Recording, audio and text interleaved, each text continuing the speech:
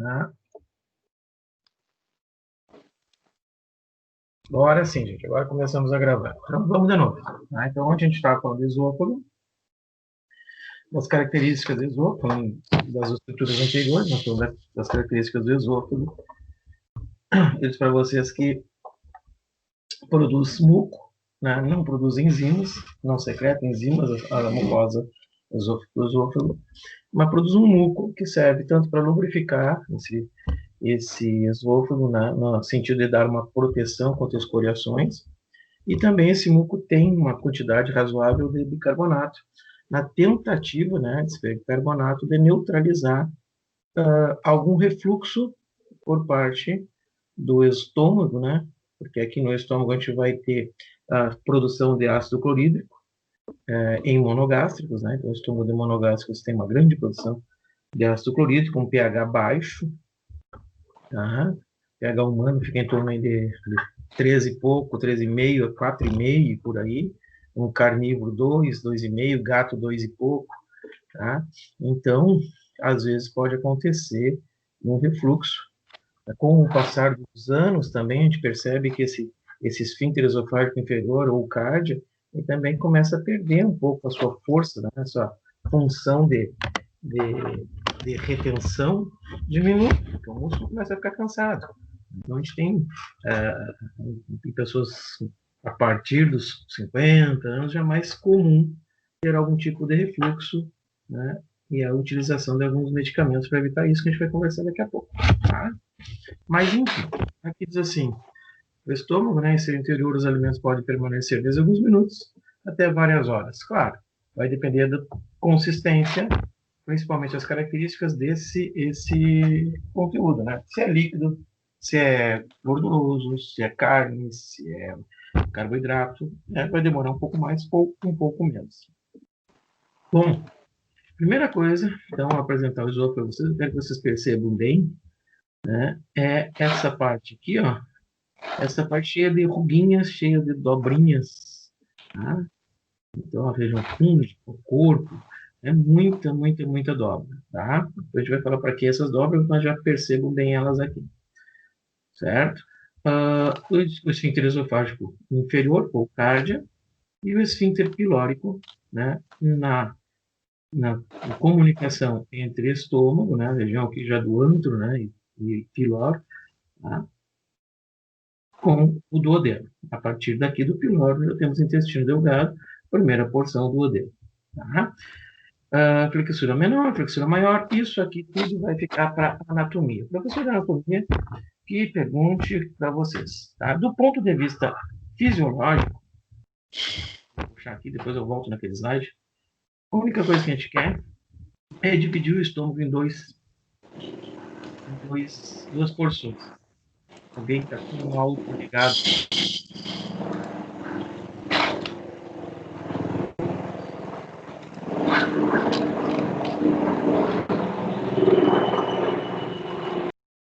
Pronto, melhorei. Deixei todo mundo mudo. Alguém estava com esqueceu o áudio aí.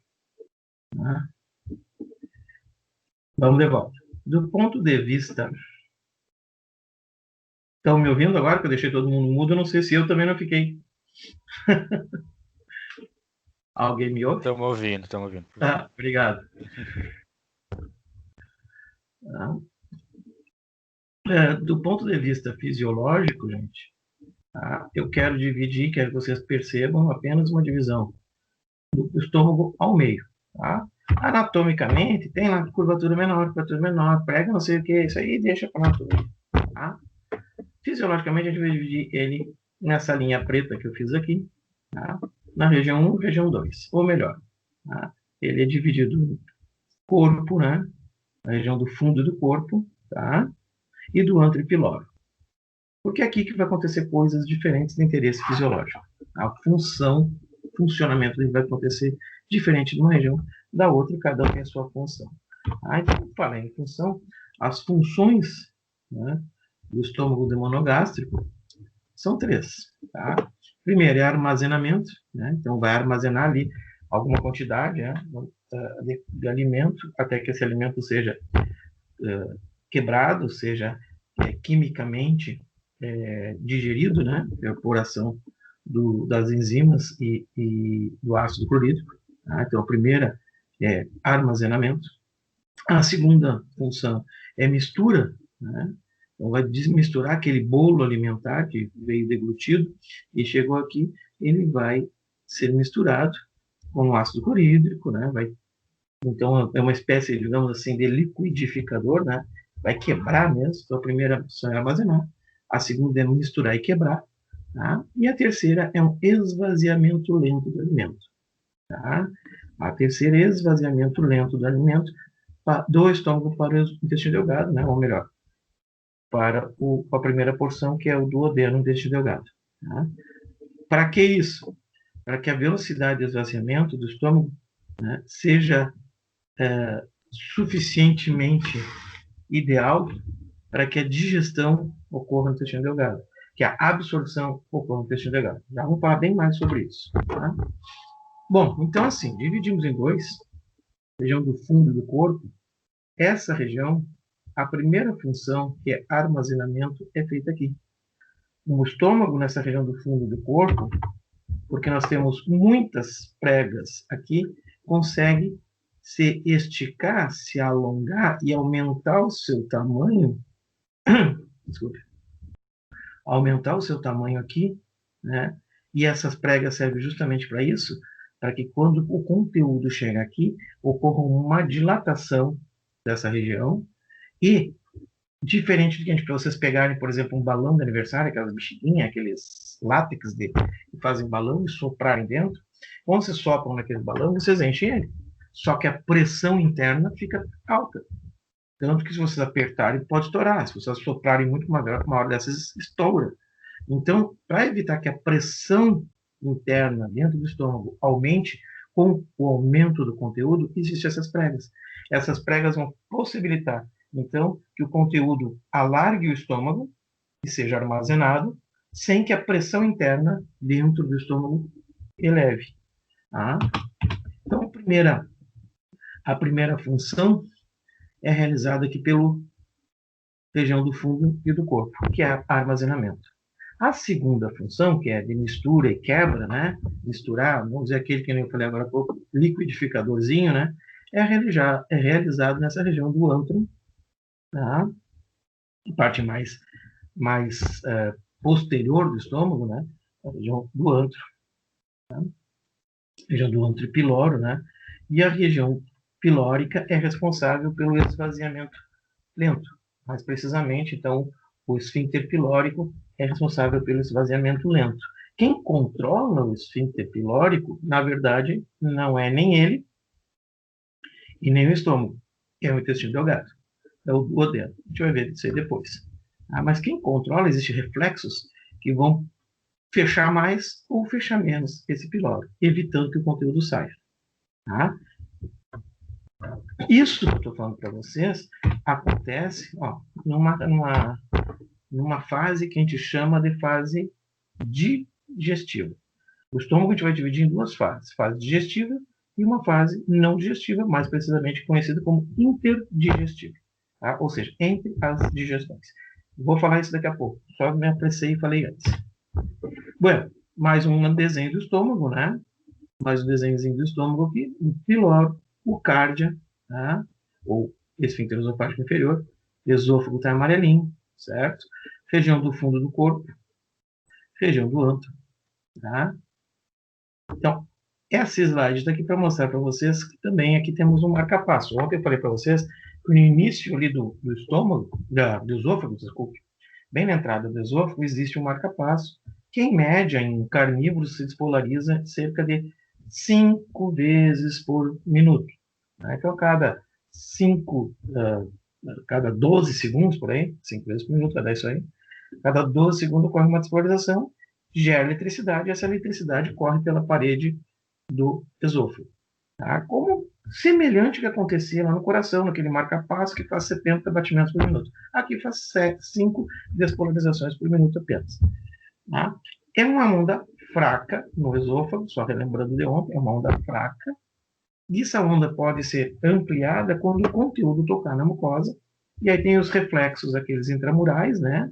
dos plexos intramurais, e aí então vai potencializar, e nós vamos ter uma onda bastante potente, forte, inclusive vocês conseguem tomar água de cabeça para baixo, né?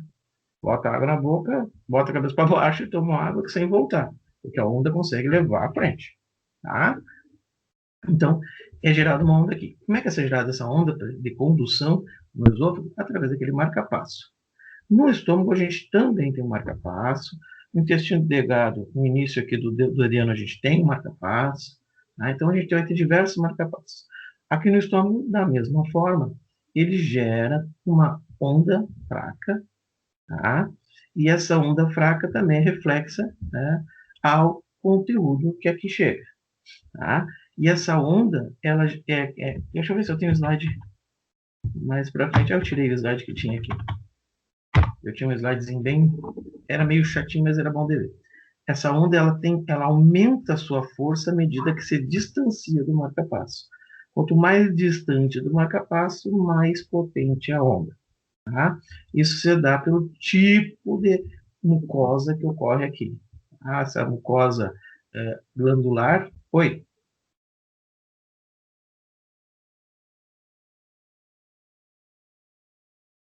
O que acontece é que pode dilatar mais o estômago, inibir a fome, né? Então, alguém perguntou aqui, professor, é verdade que não devemos comer e beber ao mesmo tempo? Por exemplo, esperar 2 horas após o almoço para ingerir suco e água. Do ponto de vista nutricional, né, para os animais, é interessante que, principalmente esses animais que comem ração, né, se vocês pegarem aquela ração seca do cachorro e botar no pote d'água, vocês vão ver que incha. Ela incha e fermenta, né? Então, o que acontece às vezes é o líquido, ao ampliar o volume, né? E com o passar do tempo, esse estômago começar a dilatar mais, e a gente viu na história aquela que a gente conversou na semana passada, né? Daquela capacidade de a própria mucosa a fazer o aumento, né? Gerar aumento do órgão, né? Aquela característica que as células, as glândulas, as células, por exemplo, as células endócrinas têm, né, de os seus produtos provocar crescimento na mucosa. Tá? Mas esse é o maior problema. Né? Não vai, pode afetar um pouquinho a digestão? Pode, você está diluindo aquele ácido clorídrico, né? Tomar bastante água. Pode afetar. Tá? Pode diminuir, depende do conteúdo que você utilize. Né? Se é um suco doce, pode afetar a digestão? Pode, vai ter uma captação maior de glicose em detrimento da proteína, pode ser. Tá? Mas é mais do ponto de vista nutricional mesmo, certo? E também para evitar que o estômago dilate e com o passar do tempo você tem que comer cada vez mais para ter saciedade. Tá? Então é isso, eu queria mostrar para vocês. Feito. Eu queria mostrar para vocês, então, esse marca-passo. Tá? E de acordo com as características estruturais, quanto mais longe, mais forte fica essa onda. Essa onda é fraquinha, vai aumentando, e aqui a onda é intensa, e por isso que aqui a gente tem um movimento de mistura, maceração. Imaginem vocês apertando a mão, né? Abre e fecha a mão de vocês, abre e fecha a mão de vocês, assim. Aí que tem conteúdo dentro, ele aperta, ele tritura, né? E com a onda cada vez ficando mais forte, ela acaba fechando o anel pilórico, para que o conteúdo não passe. Então só vai passar aqui estruturas muito pequenas.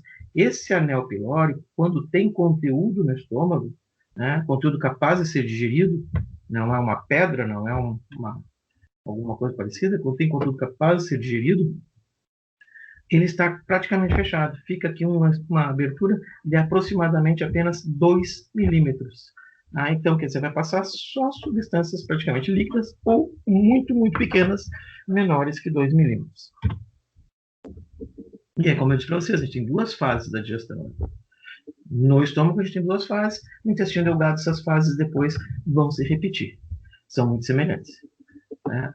A fase digestiva, então, nós vamos ter um padrão de absorção e a fase interdigestiva. Onde é que a gente está numa fase digestiva? Nós e os animais monogástricos estamos numa fase digestiva quando existe um conteúdo capaz de ser digerido e é de interesse nutricional para o animal. Existe lá, então, um pedaço de carne, existe lá um arroz, um carboidrato. Né? Quem se alimentou ao meio-dia, e agora são 3 e quase 4 horas da tarde, não comeu nada, possivelmente não tenha mais nenhum conteúdo no estômago. Ah, só acho que uma pedação de carne bem gorda talvez ainda tenha proteína ali. Porque a carne é mais difícil de ser digerida, demora mais tempo. Tá? Mas quem comer uma massinha, um arrozinho com feijão, não tem mais nada. Não tendo mais nada, vocês estão na fase interdigestiva. Tá? Na fase digestiva, logo depois que vocês se alimentaram, no estômago de vocês tem um conteúdo de interesse nutricional. Então, os quimiorreceptores, os mecanoreceptores percebem pela pressão do alimento na mucosa e também pela qualidade desse alimento, né? Os químico-qualidade e o tato pelo mecano. Eles vão perceber e aí eles vão ter todas essas ações que eu falei para vocês, que aqui se dilata e aqui tem a mistura, né? O liquidificador e o pilor se fecha cada vez mais. Essas ações que eu falei para vocês ocorrem na fase digestiva. Nessa fase digestiva, então, como vocês têm conteúdo, ocorre região do corpo e do fundo, melhor, fundo e corpo, dilatação, armazenamento, primeira função. Região do antro, liquidificadorzinho lá, né? Região do antro vai ter digestão e quebra através da ação das enzimas e do ácido clorídrico. Tá? E o piloro fechado. Isso a gente diz que é um padrão de absorção. Existe, então, uma intenção de quebra, uma intenção de aproveitamento, de absorver aquele conteúdo. Não existe absorção no estômago. A absorção é lá no intestino. Tá? Nosso estômago não absorve. Mas é um padrão na intenção de aproveitamento. Era melhor botar até aproveitamento do que absorção. Aproveitar aquele nutriente. Caso vocês não estejam mais na fase digestiva, não existe um conteúdo capaz de ser digerido e de interesse nutricional. Se vocês não têm mais conteúdo, ou tem um conteúdo que não pode ser ingerido, tipo uma pedra, uma moeda, né? A criança adora isso. Tá? Vocês estão na fase interdigestiva. Na fase interdigestiva, muda tudo. É tudo ao contrário. Ou seja, a primeira região, o corpo se contrai, está vazio, então o reflexo é diferente. Essa região se contrai, e o antrum e o piloro relaxam, e o piloro relaxa grandemente, né? Então o piloro vai se relaxar, vai ficar bem aberta essa luz aqui do anel pilórico, tá? E aí vem uma onda de contração no sentido desse fundo em direção ao duodeno. Para quê? É como o nome diz, para fazer limpeza. Tirar o que tem ali. Ah, mas não tem nada. Tem célula de escamação. Ah, mas não tem nada. Tem uma pedrinha que não foi digerida. Ah, mas eu não como pedra. Mas tem célula de escamação. Pode ter uma bactéria. Né? Pode ter contaminação do alimento. Então, tirar isso do conteúdo. Tá? Falei em bactéria agora, né? Contaminação. O ácido clorídrico é um antisséptico bastante potente. Então, não é impossível, mas é difícil a gente ter uma gastrite bacteriana. A gente sabe que isso não é possível, tanto que o vírus da parvovirose gera muito isso aí, a gastroenterite hemorrágica, né? Mas porque a gente tem outros fatores, né, atuando aí, né, destruição da mucosa pelo vírus, diminuição da imunidade do animal pelo vírus, e as bactérias que estão ali se oportunizam disso e geram uma bagunça. Então, a gente vai falar um pouquinho disso aí também. Tá? Então, o que a gente quer deixar gravado aqui no estômago a gente tem duas fases. Tem conteúdo ou não tem conteúdo. Tá? Vamos pensar assim, tem o que eu queira aproveitar ou não tem nada que eu queira aproveitar. Tem conteúdo? Região do fundo do corpo faz a função 1, armazenamento. Tem conteúdo? Região do antro, liquidificador. Trituração, quebra, e o piloro mantém fechado. Tá? Esvaziamento lento, fechado. Terceira função. Não tem mais conteúdo. Agora é 4 da tarde, 5 da tarde, não comi nada. O que acontece? Fase interdigestiva, ou seja, entre as digestões. Fase interdigestiva muda tudo. Onde estava contraindo, relaxa, onde estava relaxando, contrai. Então, onde estava relaxando, região do fundo e corpo, agora contrai, vem uma onda potente, e o antrum que estava contraindo intensamente relaxa, e o piloro que estava contraindo intensamente relaxa. Então, aquela onda faz a limpeza, tira tudo que está ali, certo? E manda para frente.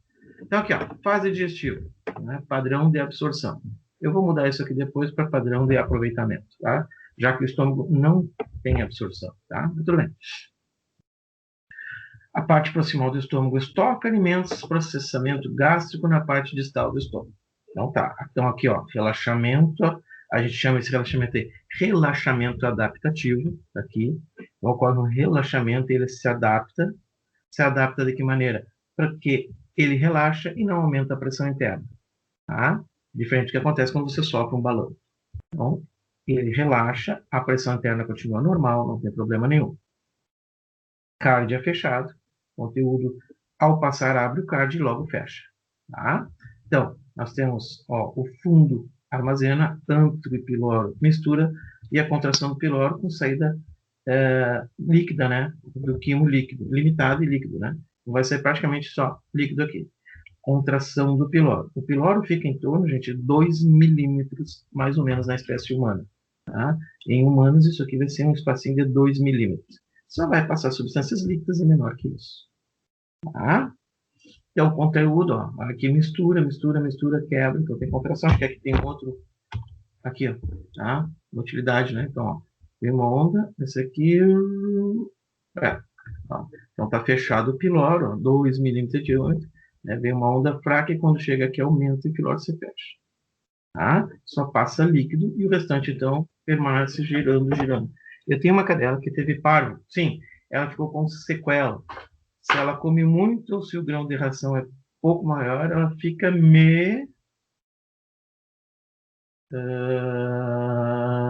engasgada. Tem alguma coisa a ver com a alteração que houve no estômago? Sim. Pode responder depois, não tem problema. Pode deixar. Já te respondo que eu vou falar um pouquinho sobre isso. Me perdi, legal. Vai ser uma coisa aqui. Voltei. Tá? Tem sim. Tem a ver muito com o que ocorreu. Tá? A gente já vai falar sobre isso. Então, na fase digestiva, né, relaxamento adaptativo e a motilidade na região do antepilório, fechamento do pilório. Tá? Então, a fase digestiva, né, a parte distal do estômago tritura, separa alimento, que é dentro do intestino. Tá? Então, tem intensa atividade de ondas, parará, e o piloro fica fechado. E é como eu disse, a motilidade proximal é diferente da distal. A motilidade da proximal, né, região proximal, que é a região mais próxima, né, fundo de corpo, e a região distal, do estômago, antro e piloro, contrai. Então, relaxa e aqui contrai. Sempre vai ser, porque quando nós estiver na fase interdigestiva, também aqui vai contrair e aqui vai relaxar. Certo? Quem coordena isso são os plexos e também a estimulação vagal, tá? Controle extrínseco pelo sistema nervoso autônomo parasimpático na fase interdigestiva e controle pelos plexos intramurais ou os plexos controle intrínseco, né? Pelos plexos para a fase digestiva, tá? Então, tem conteúdo, é o plexo, que são os plexos intramurais que atuam, ou seja, mecanismo intrínseco. Não tem conteúdo, quem está atuando agora é o vago, com algumas alterações nesse padrão aí. Já vimos isso aqui, né? Como é que acontece. Tá? E a fase interdigestiva, o qual é o padrão da limpeza, né? Inversão das ações. A parte proximal contrai e o restante relaxa. Uma onda de constrição provoca limpeza no órgão e o conteúdo vai todo para o dentro. Tá? Como eu falei, né? Então o vago, 10º par craniano, ele inerva todo o nosso tórax e abdômen, inclusive o estômago. Né? Então, a gente falou isso lá naquelas primeiras aulas, né? Que o vago é do parasimpático, ele libera acetilcolina, então são vias colinérgicas. Tá? Então, assim, ó, a via nervosa do vago para o estômago possui vias colinérgicas, libera acetilcolina, portanto, né? Quanto não colinérgicas. Interessante isso, porque aqui, ó, aqui eu mostrei para vocês que uma coisa de um jeito e do outro. Tá? Então, o que acontece? Tem vias colinérgicas quanto não colinérgicas, tá? Tanto uma estimulação vagal no estômago, a via motora, ou melhor, efetora do nervo vago que chega no estômago, ela tem liberação de acetilcolina, via colinérgica, e peptídeo vasativo intestinal, não colinérgico.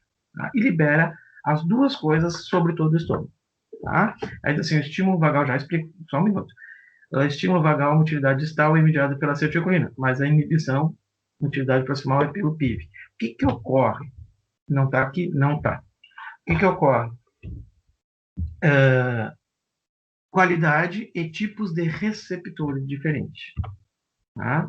Então, o que acontece? Vocês pegarem um balde, pegar um estômago, né, na mão, e botar num balde de acetilcolina, vocês vão ver, né, que apenas a parte distal, né, ela vai responder.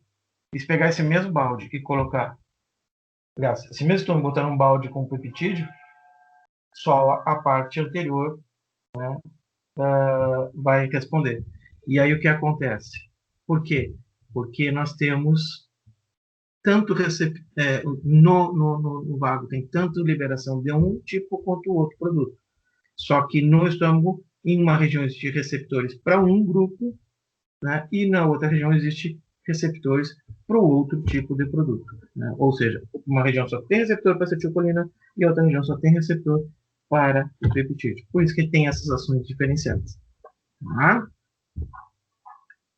Estômago, então, mistura, né? Então, mistura com o quê? Ele mistura, então, com o ácido clorídrico que está ali dentro. Aqui está, de novo, ó, duodeno, cárdia, fundo e corpo, antro, piloro. Aqui nós estamos com o nosso pâncreazinho aqui. Tá? Pâncreazinho. Então, aqui já é intestino delgado. Aqui, ó, dentro do estômago, aqui é o antro, fundo armazena, e aqui está mexendo, e nós temos, está aparecendo uma onda aqui, uma margem, né, que aqui está líquido, conteúdo líquido, por causa do ácido clorídrico que está sendo produzido. E a pepsina é uma enzima que vai digerir as proteínas. Tá? Então, assim, esse conteúdo, né, esse suco contém ácido clorídrico que mantém a acidez estomacal, dando condições favoráveis à enzima da digestão. A pepsina é a principal enzima. Tá? E eu já falei para vocês, a gente fez um esquema numa outra aula, mas eu vou falar de novo, né? Como é que ocorre isso? Deixa eu ver se tem mais para frente. Aqui, ó. Aqui tá bonito. Duodeno, cárdia, piloro, fundo e corpo, antro, né? E piloro. Tá? Chega conteúdo no estômago, esse conteúdo dilata a mucosa. Essa dilatação da mucosa estimula células G, na verdade, estimula uma outra coisinha, mas agora a gente já vai ver isso aí. Né? Estimula células G, e essas células G liberam gastrina. Eu fiz um desenho, acho que na aula passada.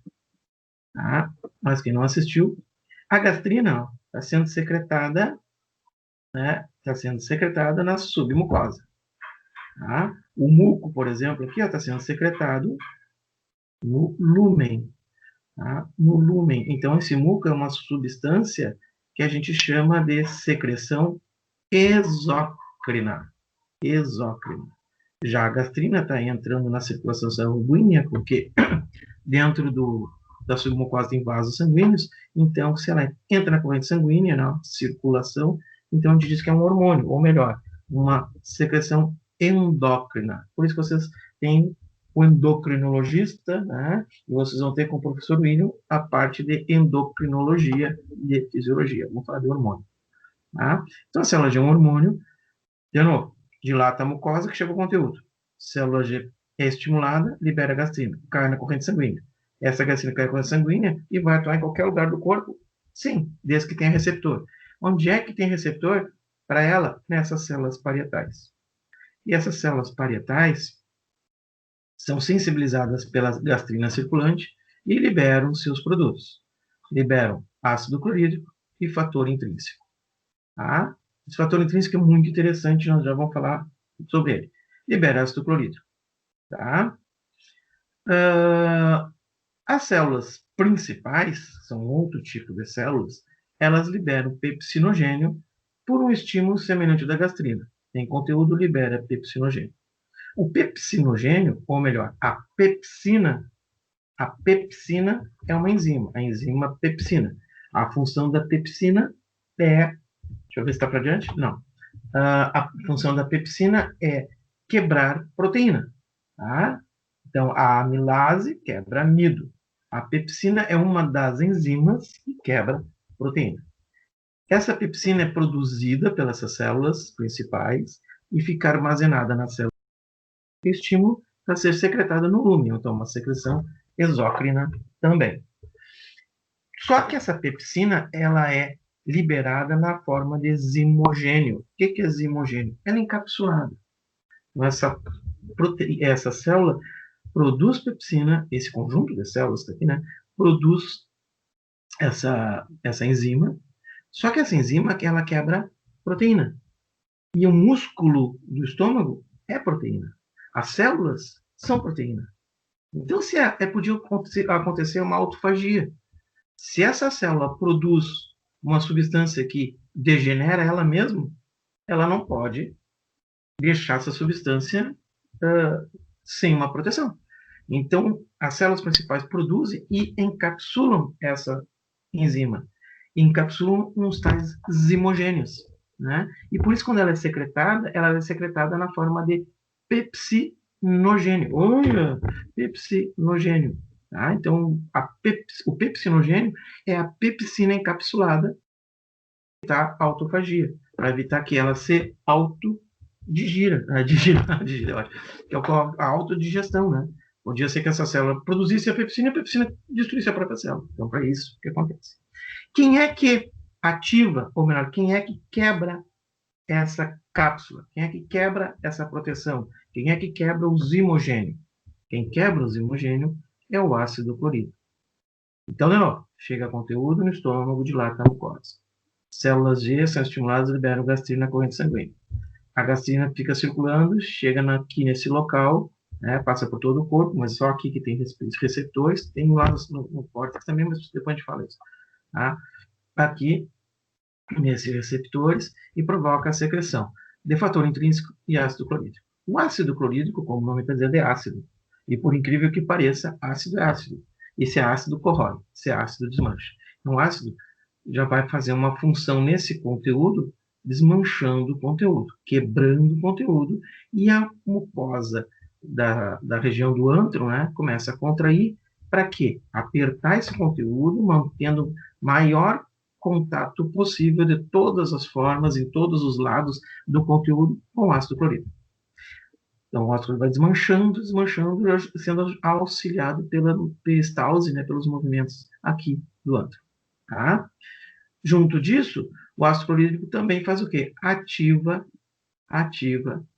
o pepsinogênio, transformando o pepsinogênio, né, quebra a cápsula, então libera o pepsinogênio no conteúdo, no lúmen, né? Ativa, faz uma ativação, e aí esse pepsinogênio não é mais pepsinogênio agora, porque agora ele não tem mais a vesículazinha que estava em volta, né? Ou melhor, a cápsulazinha, proteção, então ele é a pepsina. E a pepsina é uma enzima que digere proteína. Então, a carne que está ali, né, o conteúdo proteico que está aqui vai ser quebrado já no estômago. A destruição, quando está tudo destruidinho, e essa proteína, esse bife, já não é mais um bife, agora é um aminoácido pequenininho, ele consegue passar adiante. Certo? E aí, relembrando o que eu falei na semana passada, né, de feedback negativo, o que estimulava as células G a secretarem gastrina era o conteúdo. E a gastrina, por sua vez, estimula isso aqui, secreção de ácido clorídrico. Tá. Então, tinha conteúdo, esse conteúdo provoca a secreção de ácido clorídrico, provoca a secreção de gastrina, a gastrina provoca a secreção de ácido clorídrico. O ácido clorídrico destrói o conteúdo. Não tem mais conteúdo. Se não tem mais conteúdo, não tem estímulo para as células G. Consequentemente, não tem secreção de gastrina. Consequentemente, a gastrina que está circulando ainda, em seguida, coisa de 2, 3 minutos, vai parar de atuar porque o fígado vai quebrar ela e vai inativar. E daqui a pouco não tem mais gastrina. Se não tem gastrina, não tem estímulo para as células parietais secretarem ácido clorídrico. E cessa, então, a secreção de ácido clorídrico. Em algumas pessoas, começa a acontecer uma bagunça no futuro, quando já estão mais velhinhos. Tá? Já vamos falar sobre isso. Depois eu não esqueci ainda da parva, tá? Já vou falar. Tá? Então, a secreção gástrica consiste em grande quantidade de água, muco. Né? Esse muco é bastante pegajoso, gente, um muco bem espesso, um bicarbonato para que ele proteger essa mucosa, porque aqui a gente tem um ácido clorídrico, nós temos uma enzima que digere proteína, e a parede do estômago é proteína, então esse muco tem que ser muito eficaz, bem grosso, ele é secretado para proteger, de forma uma capa proteica aqui, capa protetora aqui, tá? E além desse muco ser bastante espesso, de ter bastante célula mucosa, também esse muco tem um bicarbonato, tá? Mas o que acontece? Esse bicarbonato, como o muco é espesso, ele não chega a se misturar e neutralizar o ácido clorídrico, né? Ele fica retido nesse muco, auxiliando ao muco a ser menos destruído, né? Ser menos lesionado pelo ácido clorídrico. Então, esse muco consegue proteger bem a mucosa estomacal. Tá? O ácido clorídrico, né, tem a função de facilitar a fragmentação, né, e também de ativar o pepsinogênio, né, transformando então esse pepsinogênio em pepsina. E o fator intrínseco que eu falei para vocês, esse cara aqui, o fator intrínseco, ele vai depois de secretado, ele fica dentro do tubo, né? Vai do duodeno, vai jejum no íleo, intestino grosso, lá no intestino grosso, esse fator intrínseco vai sinalizar para alguns receptores lá, para que a gente tenha a absorção, tá, de vitamina B12 no íleo, tá? Então tem a absorção da vitamina B12 no íleo, e no intestino grosso a gente vai ter síntese de alguns complexos vitamínicos. Tá? A gente vai ver alguma coisa lá. Tá? Sobre síntese de vitamina, que a gente consegue sintetizar alguma coisinha lá na região final por fermentação. Tá? A gente vai falar sobre isso. Fase da secreção gástrica. Eu falei para vocês que tinha fase da secreção salivar, né? Que é aquela fase quando vocês lembram do alimento, que é a fase cefálica ou psíquica. Aquela fase quando está com o alimento na boca, que é a fase gástrica oral, né? Ou fase local. Tá? E a fase gástrica, lá da secreção salivar, que é quando o conteúdo vai para o estômago. Falei isso ontem para vocês. Tá? No estômago também tem fases da secreção. A fase oral é aquela fase que vocês estão com o alimento na boca. E aí a fase oral, aí agora vem a história do chiclete, que alguém me perguntou semana passada, eu disse, espera um pouquinho, né? A fase oral, o que é a fase oral? Quando vocês estão com o alimento na boca, mastigando, o estômago, através de estímulo vagal, porque não tem codônio do estômago, então é estimulação extrínseca, então é vago que faz isso, né? Estimulação vagal, né? Existe um reflexo vasovagal, e esse reflexo, então, faz o quê? Provoca a secreção, né, de gastrina e, consequentemente, secreção de todos os outros produtos do estômago. Para quê? Para preparar o estômago o conteúdo que vai chegar. Tá? É pouca secreção. Assim como na secreção saliva, que eu disse para vocês, a maior quantidade de secreção é sempre na fase local, porque está mediada por fator das plexos, né? Dos plexos intramurais. Tá? Então, a fase oral, quando vocês começam a mastigar, já começa uma secreção. A fase local é quando tem conteúdo, então uma secreção maior, que eu acabei de explicar ali pelo tato, né? Então, gastrina, as células parietais. Tá? E a fase intestinal seria na intenção, quando não tem mais conteúdo, por algum breve momento, né? Assim que está terminando o conteúdo e o conteúdo está indo para o intestino, tem uma secreção ainda da secreção gástrica, teoricamente, né, assim como na salivar, né, teoricamente, para que a enzima secretada aqui continue atuando. Mas a gente vai ver que não vai atuar também da mesma forma que a fase gástrica da secreção salivar também não ajuda muito. Eu falei do chiclete, né? Aí o pessoal diz, chiclete da gastrite dá por causa disso. Vocês ficam lá mascando chiclete, mascando chiclete, mascando chiclete, o estômago esperando e produzindo ácido clorídrico. Esperando e produzindo ácido clorídrico. Esperando que chegue um conteúdo e o ácido clorídrico já esteja lá esperando esse conteúdo. O que acontece? Não chega conteúdo nunca. Masca um chiclete, fica ruim, bota fora, masca outro chiclete, fica ruim, bota fora, e assim vai mascando chiclete o dia inteiro, mascando chiclete o dia inteiro e produzindo ácido clorídrico o dia inteiro. Vai chegar uma hora que aquele muco, né, ou que o volume, né, o muco começa a ser agredido, começa a causar lesões na própria mucosa, ou o mais normal de acontecer é que aumente tanto o volume de ácido dentro, né, líquido, bastante ácido clorídrico, que pode acabar levando a refluxo perocárdio, refluxo no esôfago, né? Refluxo esofagiano. E aí daquela queimação, da gastrite, da tal que o pessoal chama de azia. Tá? Aqui, ó, né? Explicando para vocês como é que ocorre A gente enxergar. Bah, não sabia que dava restrito. Feito, pode dar sim, né? Pode dar. Não é sempre que dá, mas pode dar. Tá? Ó, capilar sanguíneo. Então, aqui nós estamos na região da submucosa, né? Interstício. Aqui está o lúmen do estômago e aqui estão as célulazinhas. Aqui está a célula parietal, aquela que produz e secreta, né? Que ela produza, né? Vamos ver como é que ela produz agora. Eu para vocês que ela produz secreta ácido clorídrico e fator intrínseco, né? Como é que ocorre isso aí? Tá? Ó, isso aqui, ó, numa célula, essa membrana aqui, ó, essa membraninha aqui é a membrana apical. Essa membrana aqui, que está dobrada, essa membrana é a membrana apical. Tá? E essa membrana aqui se chama membrana basolateral. Então, em células que recobrem o nosso trato digestório, nós vamos ter as células vão ser constituídas de uma membrana basolateral, tá? Membrana basolateral e a membrana apical, certo? Então, na membrana basolateral, a gente tem uma bombinha, uma ATPase, né? Uma ATPase, tá? Uma bombinha que gasta ATP, que é um trocador de cloro e bicarbonato. Então, o que acontece? Secreta bicarbonato, né, no capilar e capta o cloro, tá? Um trocador. Tá? Um negativo, um negativo, e fica trocando. Tá? Quando ativada, né, pela gastrina, acontece isso. Faz a troca e esse cloro, esse cloreto, né, acaba sendo liberado por transporte passivo, né? Fica muito cloro aqui dentro, manda para dentro do lúmen. Tá? E na membrana apical, tem uma outra ATPase, que é hidrogênio potássio adrepease. Capta o potássio do lúmen, certo? Capta o potássio com gasto de ATP, tem uma bomba ativa também.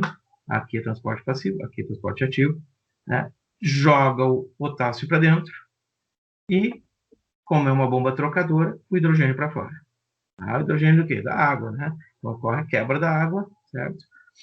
Essa água, depois, com a anidrase carbônica, vai ser sintetizada e ser bioquímica, vocês vão ver lá na bioquímica. Tá? Eu vou falar um pouquinho de síntese de bicarbonato, quando nós falar em respiratório, mas só, tá?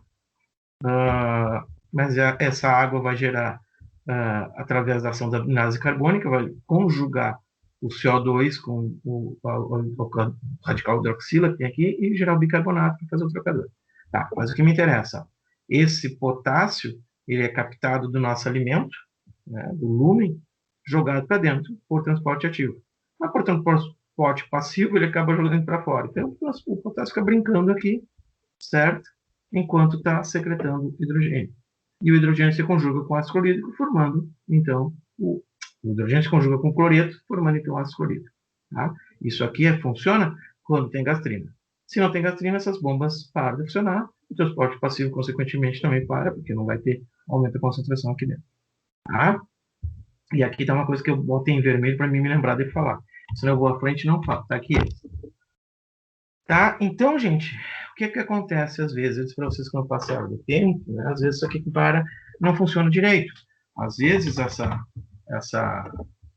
essas células parietais começam a ficar mais velhinhas, a pessoa começa a ficar mais judiadinha, né? Às vezes pode ser até mais novo, né?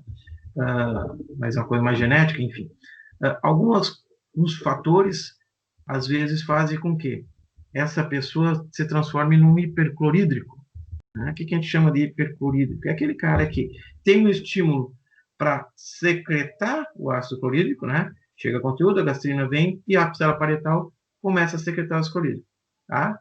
E aí, quando não tem mais a gastrina, essa célula tem que parar.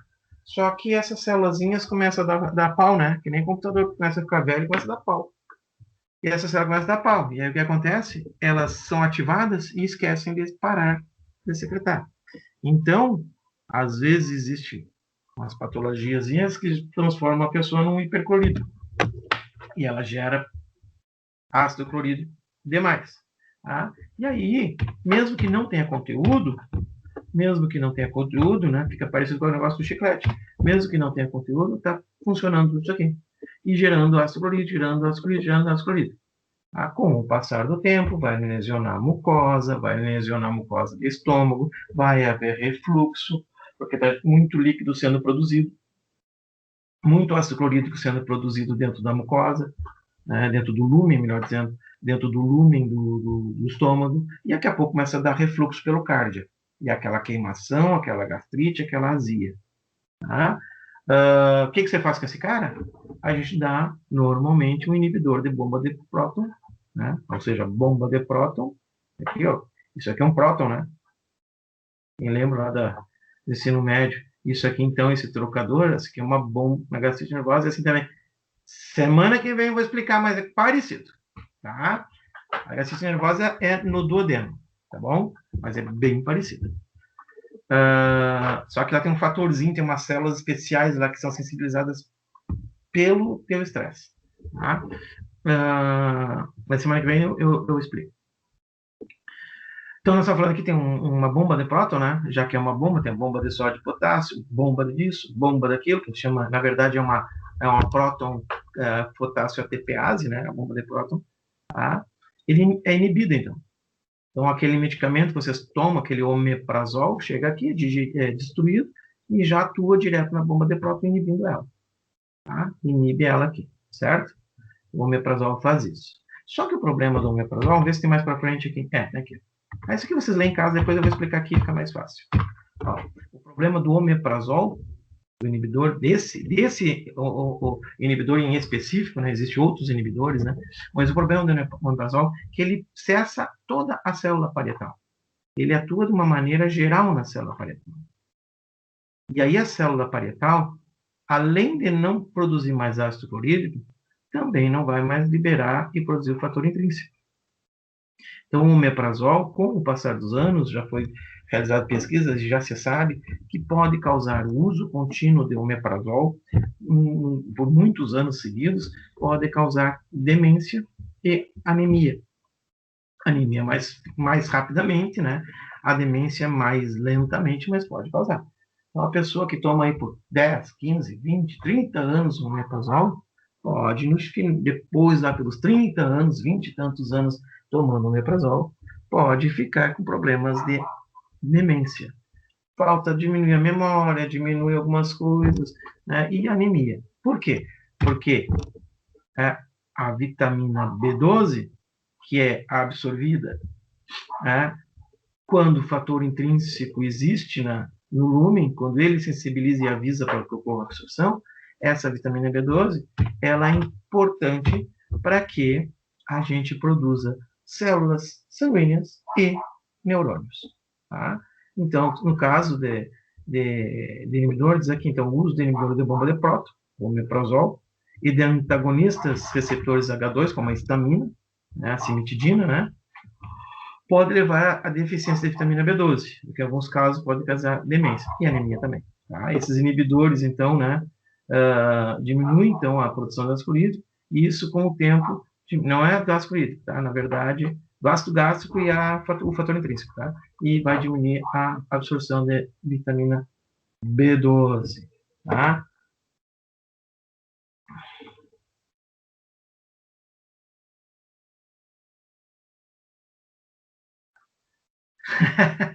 E o que acontece com quem odeia sentir dor e toma omeprazol e entope e toma leite magnésio? É verdade, é fazer o quê? Vai ficar doentinho, maluquinho. Não, acontece o seguinte, gente, ó. Hoje já existem medicamentos mais inteligentes. Tá? O omeprazol, ele é um dos primeiros prazóis que foi lançado. O omeprazol foi lançado aí, se não me engano, o cara que inventou, descobriu o omeprazol, ele ganhou o prêmio Nobel de Medicina em 98, se não me engano, 1998. Se não me engano, também o cara é um argentino. Tá? E ele ganhou o prêmio Nobel da Medicina naquele ano, nessa área da medicina. Hoje já existem outros prazóis. Eu tomo omeprazol desde 90 e poucos, quase 2000 ali. Tá? E não fiquei demente ainda, mas também porque já faz uns 10 anos, um pouquinho mais, uns 12 anos por aí, que eu alterei, não tomo mais o omeprazol. Eu estou tomando fentoprazol. Então, existem... quando eu comecei a tomar omeprazol, só para dar um parênteses aqui, Vinha a caixinha com 7 comprimidos, uma semana. E era tipo R$ 90, 7 comprimidos. Era um absurdo aqui. Tá? Aí, com o passar dos anos, né, cai as patentes e descobrem, genéricos começam a ser produzidos, e também ocorre mais competição, então pela patente, competição na indústria farmacêutica, já vem produtos novos também, né? Hoje tu vai comprar uma cartelinha, uma caixinha de omeprazol com 30 comprimidos, vai pagar, sei lá, 15 pila, deve ser isso, né? Eu estou tomando, e tem depois a medicina e as pesquisas evoluem, né? Então existe o pantoprazol e outros prazóis aí. Hoje já existe, se não me engano, o fento já é um prazol de quinta geração. Tá? O fentoprazol acho que está R$ 60 para 30 dias. Tá? Mas o que acontece? O fento ele para só a bomba de próton realmente. Tá? O fator intrínseco continua sendo liberado. Ele só inibe aqui. Tá? Só um pedaço da célula parietal e não a célula parietal como um todo. Tá? Então, se tu puder trocar, procura o pantoprazol, que já não faz mais isso, tá? É um pouco mais barato, o pantoprazol deve estar na faixa uns R$ 30, 30 e poucos, o fento deve estar uns 60, 70, tá? E o omeprazol, dá uma abandonada nele, tá? Tchau. Então isso aqui para explicar, né? Aí aqui a vitamina B12, então aqui, ó, isso aqui é a fonte, se vocês quiserem ler o artigo, tá? É um artigo de 2014, né? Que eu tirei essas duas informações aqui, tá? E aí que diz, no caso, que pode haver anemia, ó.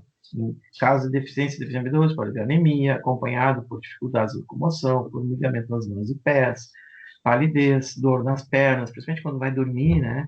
Fica as pernas pesadas, fraqueza muscular. E o pior de todos, né? Sintoma que é a demência. A morte de. As células estão sempre morrendo, né, gente? Toda hora morre um neurônio, mas é reposto na mesma proporção, né? Só que a demência aí para de repor, né? Diminui, morre e não repõe. Tá? Não tem vitamina B12 para fazer neurônio, não. Ó, alguns estimuladores endógenos na célula parietal. Quem estimula a célula parietal a produzir ácido clorídrico? Tá? Acetilcolina, né? Coisa francesa. Estimulação vagal, né? O cara está mascando chiclete, o vago vem, libera acetilcolina, que estimulação vagal vai produzir ácido clorídrico, e daqui a pouco a pessoa tá que nem um gastrite de novo, né? Tá vazio. Histamina, né? Por isso que tem os inibidores, falava aqui, os inibidores de histamina. Oxe, tá? Os inibidores da histamina, né? A histamina também provoca, tá? Lembra que a gente produz histamina endogenamente também, tá? A gastrina, né? Não são os, assim já expliquei para vocês, né? E além da gastrina, dá um reflexo também na célula produtora de histamina. Então, esse aqui são são os estimuladores, né? Endógenos, quer dizer, nosso mesmo, que a gente tem no nosso organismo, que essa célula parietal funcione e produza, então, o ácido clorídrico. Tá? Então, a estimulação parasimpática, que é do vago, né? Que libera lá, então, aqui, ó, a acetilcolina, né? Acho que tinha aqui, histamina, pepsina, não. A estimulação simpática, vagal, né? Parasimpática, secreções gástricas e via de neurônios entéricos também fazem isso aí. Então, a ativação vagal estimula múltiplas respostas celulares em via de neurotransmissores. Então, por exemplo, histamina, né? Ácido clorídrico, o pepsinogênio, entra a corrente sanguínea. O que é isso aqui? Deixa eu entender aqui, que eu me perdi. Fluxo vagal, sistema nervoso. Tá. Eu achei que isso aqui era um vaso sanguíneo. Mas não, esse aqui é o sistema nervoso, esse aqui é o plexo intramural, tá, gente? Esse aqui é o plexo intramural. Tá? Então, os plexos, a gastrina afeta o plexo, né? A própria histamina afeta o plexo, então, quer dizer, a mucosa vai produzir secretário clorídrico, né? Tá? E assim vai. Tá? A célula parietal é regulada por vias neuronais, hormonais e parácrinas. Quer dizer, neuronal, o vago. Parácrina, né, a histamina, que é aquela lateral ali, que, como diz, a célula histamina está na mucosa, a célula G provoca a secreção dessa célula ECL, que é a célula que produz histamina, e a hormonal é a célula G que produz gastrite. Tá? Não se preocupe, é só para curiosidade. Isso aqui. Eu quero que vocês saibam mesmo, nem isso aqui, ó. curiosidade, tá? Se você for no mestrado nessa área, vocês vão pegar mais. Mas assim, ó, curiosidade, tá? Se souberem aqui essa ativação, excelente, tá? Curiosidade. Regulação da secreção gástrica, né? Então diz, ó, que tanto o reflexo do vago, né?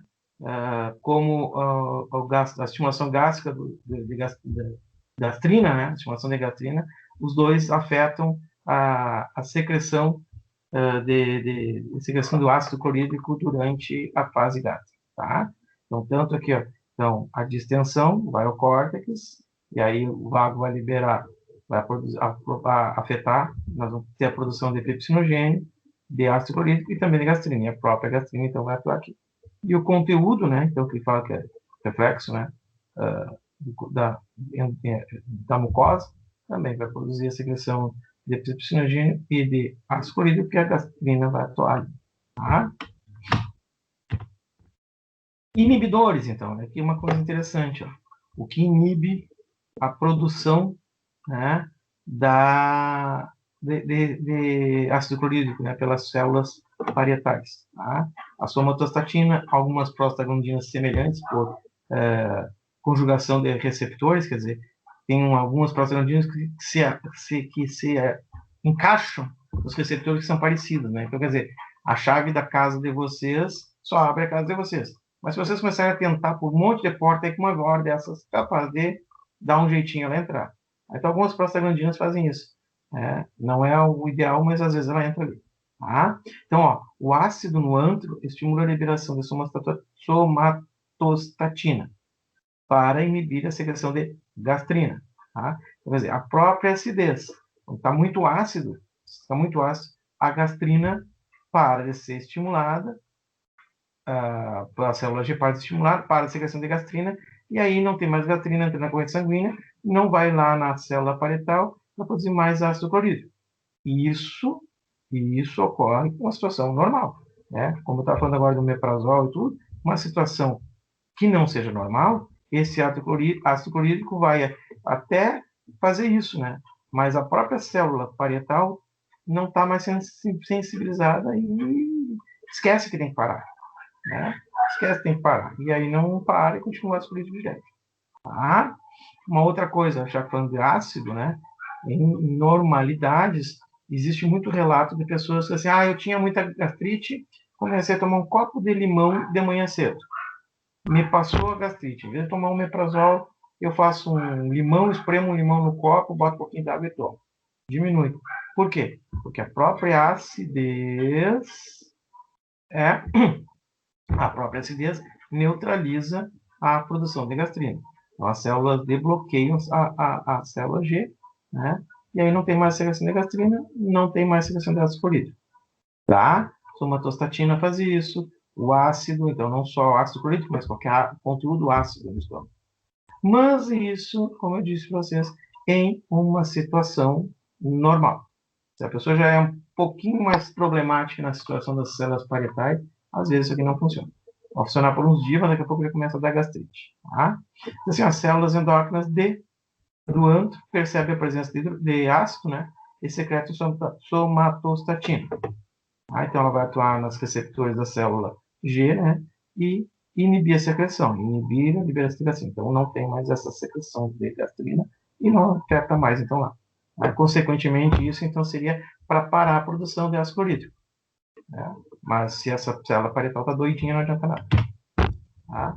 Outros inibidores endógenos, colicistoquinina, secretina, peptídeo vasoativo, o GIP, a neurotensina, peptídeo Y, somatostatina. Somatostatina já está aqui, né? Já tinha falado.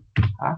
São outros inibidores. A gente vai falar da secretina e colicistoquinina do VIP e do GIP na semana que vem, quando nós falarmos de duodeno e as outras ações. A gastrina mesmo vai para a secreção de ácido? Não é a gastrina. Então vamos de novo. Ó. A somatostatina inibe a célula G a produzir gastrina. Tá? Digamos que tem um conteúdo, certo?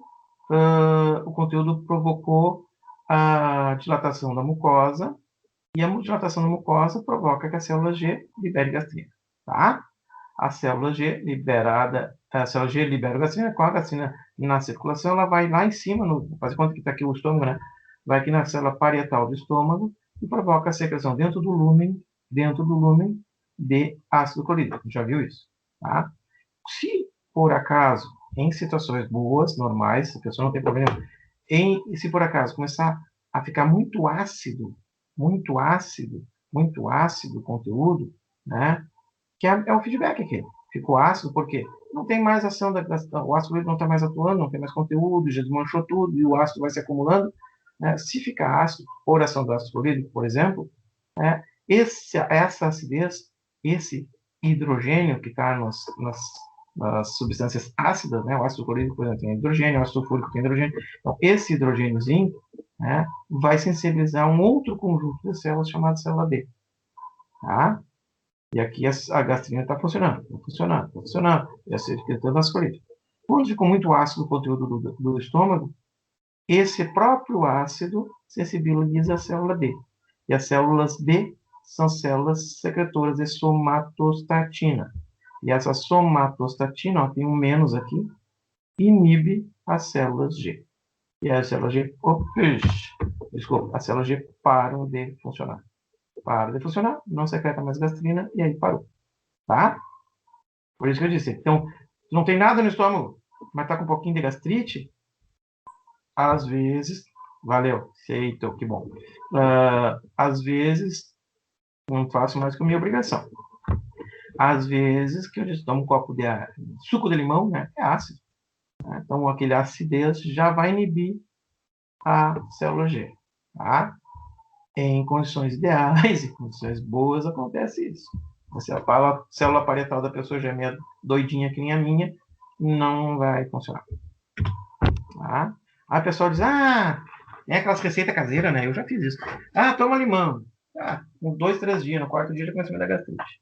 Toma de manhã cedo, pega um pouco de farinha de trigo, bota num copo d'água. 2 colheres de farinha de trigo num copo d'água de noite, de manhã, tu toma aquela água.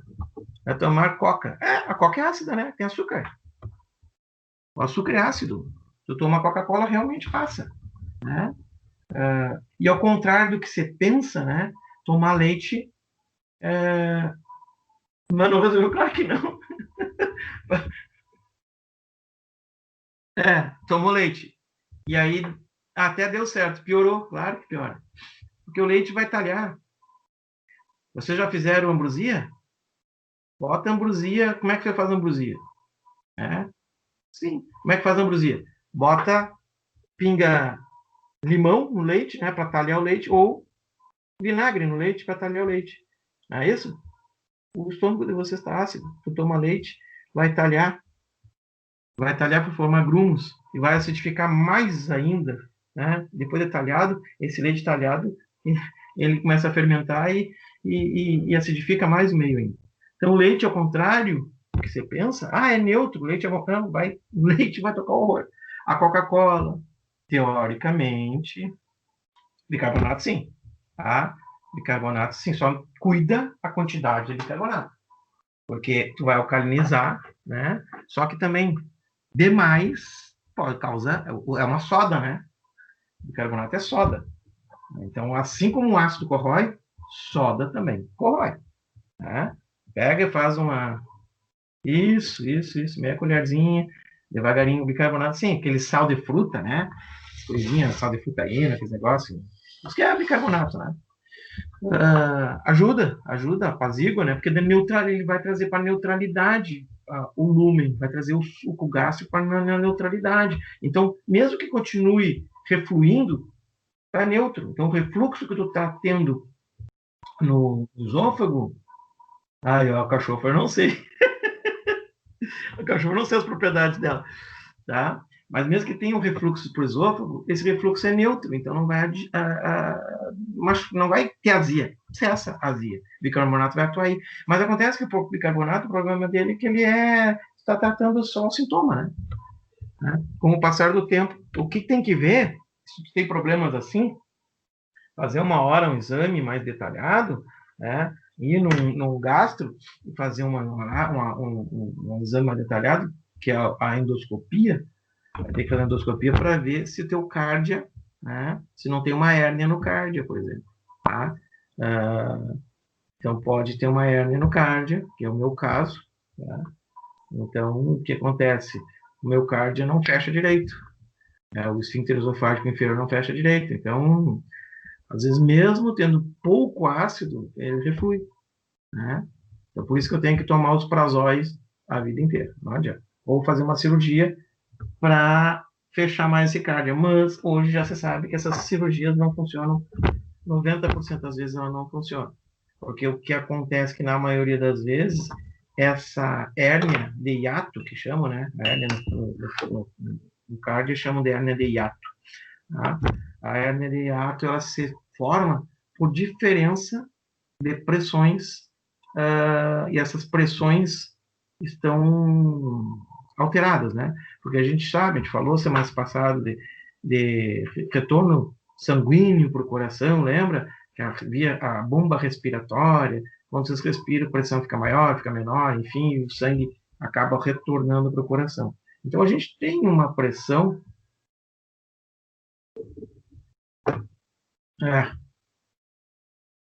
Café preto e fico muito tempo sem.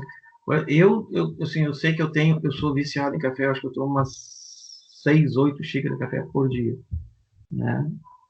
O negócio do café é tirar o açúcar do café, né? Já vai te ajudar muito. Eu tomo café sem açúcar há mais de 10 anos, é a melhor coisa. Porque o problema é o ácido, né? Acontece que o café, a gente vai ver um pouquinho do café, junto, que é muito semelhante ao que acontece com o estresse, né? O café tem cafeína, a cafeína estimula, tá?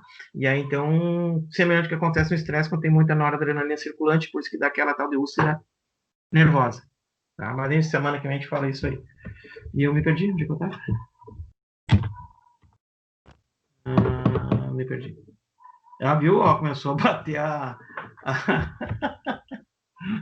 Comecei a ficar doidinho aqui, ó. Deixa eu ver se eu olhando para trás eu consigo lembrar o que eu ia falar, né? Aqui eu estava falando disso, falando de célula, falando de... Estou ficando demente mesmo, esquecendo. Tá? Mas, enfim, o que acontece é isso. Então, às vezes... ele está dizendo que tem que fazer um ultrassom, me lembrei, o HD demora para funcionar. Um ultrassom não, uma endoscopia para ver se não tem uma úlcera, né? Uma úlcera, não, uma hérnia de hiato, né? Isso aí, às vezes, é o problema. Tem que tratar essa hérnia. E aí, o que acontece é que os dois tratamentos é o resto da vida da medicação ou cirurgia. E a cirurgia não é muito eficaz porque a maioria das vezes essas hérnias de hiato se formam por causa da alteração nas pressões. A pressão de tórax e abdômen estão alteradas fisiologicamente. Então, você faz cirurgia, mas como as pressões vão continuar alteradas, vai voltar a hérnia. Tá? Então, os médicos nem indicam mais cirurgia nesses casos. Tá? Vamos lá. Secreção de muco. Então esse muco, gente, ó, muco é para proteção da pele, né? É uma barreira mucosa, muco onde é um gel pegajoso, ele se adere bem à superfície, ele tem bicarbonato para tentar neutralizar, e esse bicarbonato, não se preocupe que ele não vai neutralizar o lúmen, não vai neutralizar o ácido clorídrico, né? Agora aquele bicarbonato que vocês tomarem lá, uma colherinha, que nem a colega falou ali, toma uma colherinha e toma, a água, né? Aquele sim, porque aquele está no lume, então neutraliza. Agora esse aqui do muco não, porque é um gel, ele fica lá dentro, não consegue sair de lá, né? Ela tranca, né? Tá? O estímulo vagal produz secreção de muco e bicarbonato, tá? Então a barreira mucosa, né? Mucinas, né? As mucinas são vesículas que produzem esse muco, tá?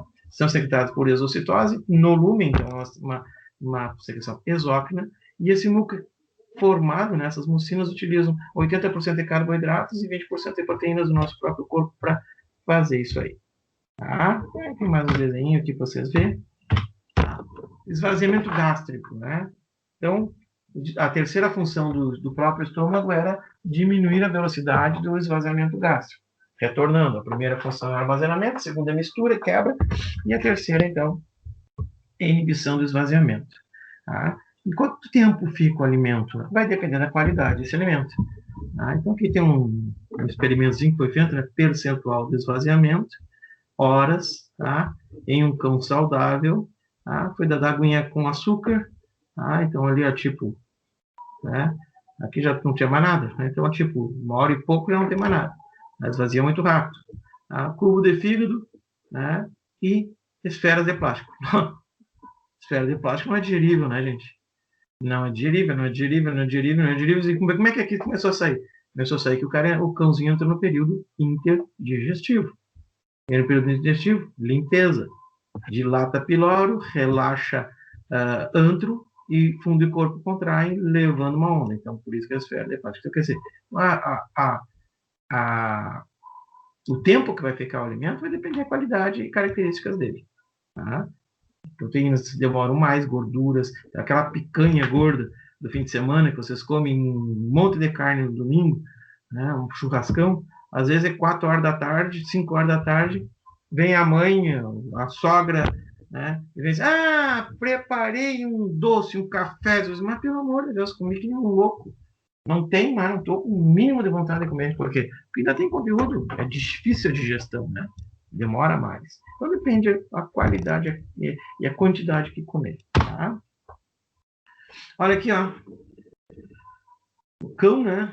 Demora mais ou menos, né? 72 a 240 minutos, ou seja, 6 vezes 4, 24. Então, de 1 hora e pouquinho a 4 horas para liberar todo o conteúdo, tá? O gato, de 25 minutos e dependendo do alimento, né? Até 6, 8 horas, 6 vezes 8, 48. 7 horas e pouco, né? Por quê? Porque o gato, o felino, às vezes come um passarinho inteiro, né? Come osso, come pena, come não sei o quê. Então, às vezes demora muito mais, tá? Não é porque a característica do estômago dele seja de demorar mais. Inclusive, as características estomacais do gato dão para ele uma velocidade maior, porque o estômago do gato é mais ácido que o do cão. Tá? O esvaziamento gástrico, como eu disse para vocês, vai depender do volume, tá? Do conteúdo da dieta, da viscosidade, temperatura do alimento, da densidade, tamanho, né? Então, enfim, um monte de coisa. Tá? De novo, secreção de gás influenciada pela digestão de proteína, quantidade de energia ingerida de alimento, tá? Ó, quer dizer aqui, ó, gatos têm pH mais ácido, em torno de 2,5 que cães. Cães ficam lá em 2,7, 2,8, tá? Depende mais ou menos isso. pH estomacal varia de acordo com a dieta, lógico, né? Isso é uma adaptação. Se a pessoa come mais carne, o pH dela é mais baixo do que uma pessoa que só come vegetal, tá? Lógico. População bacteriana aeróbica, né? É gram-positiva, tá? É transiente, ou seja, não é sempre a mesma, até porque o ácido clorídrico é antisséptico e até porque ocorre aquele período de limpeza, né, interdigestivo, que é para tirar essas bactérias lá de dentro. E a gente tem e deve manter uma colônia assim, né? Normalmente não tem quase nada ou nada de bactéria no estômago. No duodeno e jejum ali tem pouquinha, o ilho tem um pouquinho mais, intestino grosso tem bastante, e na região terminal lá, anos, mais tem muita bactéria. Então a contaminação vai ficando mais de fora para dentro. Quanto mais interior, menos bactérias existem, mesmo que essas bactérias sejam simbióticas. Tá? Controle de esvaziamento básico, então já que a gente começou a fazer esvaziamento, né? A finalidade básica do controle é reduzir a velocidade de esvaziamento gástrico. Então, para que existe um controle? Que o estômago libere mais devagar, ou seja, a terceira função do estômago. Para quê? Para que quanto mais devagar o estômago liberar o conteúdo para o intestino, maior vai ser a eficiência, maior vai ser a capacidade desse intestino em absorver esse conteúdo. Tá? Consegue absorver melhor. Então, assim, se um caminhão abrir a caçamba e tirar tudo para fora, né, e for embora, muita coisa vai ser perdida. A gente vai ver no peristaltismo intestinal como é que acontece e vai ter muita coisa que vai ser perdida, vai passar rápido. Então, se liberar devagarinho, pequenas dosezinhas, dá tempo do intestino absorver tudo que tem interesse. Tá? Então, o esvaziamento gástrico, esvaziamento gástrico. O simpático estimula o esvaziamento gástrico, o parasimpático inibe. Né? Então, lembra que a colicistoquinina, né? Então, as secreções colinérgicas inibem. ou secreções não colinérgicas estimulam. Os plexos intramurais, né? Os os plexos mientérico e submucoso, tá? Eles podem estimular, então, o sistema nervoso, e através do simpático e parasimpático, né? E os plexos vão ser afetados também, a próprio plexo, pela secretina, tá? A secretina, ela vai ser secretada no duodeno quando tem muito ácido no duodeno. Se está chegando muito ácido no duodeno, e sempre vai chegar ácido no duodeno, por que sempre vai chegar ácido no duodeno? Porque o conteúdo que vai para o duodeno vem do estômago. E o conteúdo do estômago é ácido. Em monogástricos, o conteúdo do estômago é ácido. Sempre vai ser ácido. Então, quando derramar esse conteúdo dentro do duodeno, vai acidificar o duodeno. Chegou ácido lá, a secretina é liberada em reflexo ao ácido, e aí ela diminui, menos esvaziamento gástrico. Por quê? Porque tem conteúdo lá. É um reflexo, tem conteúdo. Para de esvaziar. Fecha todo o piloro agora. Aqueles 2 milímetros, você fecha um todo. Até quando? Até que não tenha mais ácido. Até que tudo que esteja ali já foi absorvido. E aí, então, não tem mais estímulo para a secreção de secretina. A secretina para de ser liberada. Aí o piloro relaxa de novo. Colicistoquinina, tá? E o GIP, os dois hormônios. Os dois, o GIP e a colicistoquinina, elas são liberadas quando tem gordura ou, não está aqui, gordura ou proteína no duodeno. Tanto gordura como proteína. Lipídios e aminoácidos, tá? No duodeno. Por que a colicistoquinina e o GIP são inibidores do esvaziamento gástrico? Porque se tem gordura e proteína, se tem conteúdo de interesse nutricional, eu não posso deixar esse conteúdo embora. Eu tenho que ficar com esse conteúdo aqui. Porque se eu estou quebrando esse conteúdo, se eu estou tentando absorver esse conteúdo e vem mais uma carga e empurra esse conteúdo para frente, eu parei de absorver. Então, se continuar, como uma torneira, né? Uma torneira aberta vai jorrar, uma hora vai extrapolar e vai jogar para frente. Vai sair água, vai sair o conteúdo. Então, o conteúdo é empurrado.